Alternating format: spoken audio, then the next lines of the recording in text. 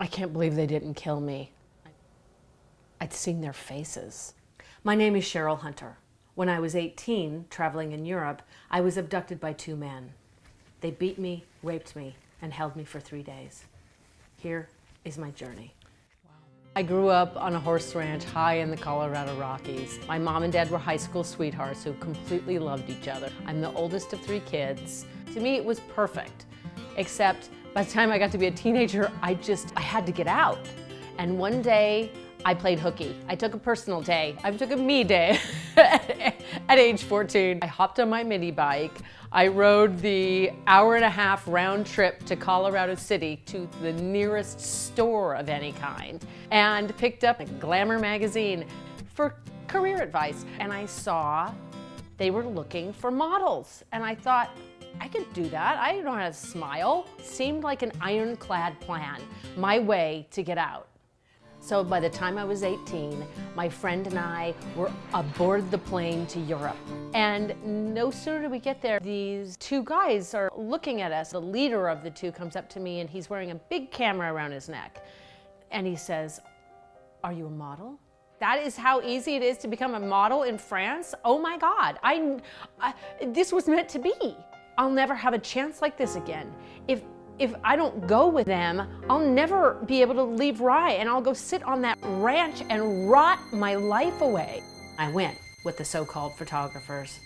They put drugs in my drink and I was out. We were driving up in these hills. My head was like out the window. It felt like a dog, and I thought, this is not good. And I said, when are we gonna take the photos? And the next thing I know, I'm on a cement floor in some dark place.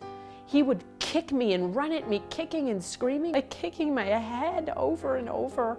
Finally, they pushed me out of the car in Nice in a park, and he goes, "Darling, snap," and fucking snapped my photo. I learned to function by shoving my feelings down. It also helped that I was a model and worked with different people every day, many of whom didn't even speak English. It was perfect for me. I was isolated with other people. I never had to interact. I had successfully, I thought, stuffed my feeling about the abduction, but then a boyfriend I met in Germany, who I was madly in love with, died in a motorcycle accident. That was it. The tipping point, I guess. I was either going to die or fight my way back. I remember telling my mom, I'm so depressed. And she goes, do you mean sad?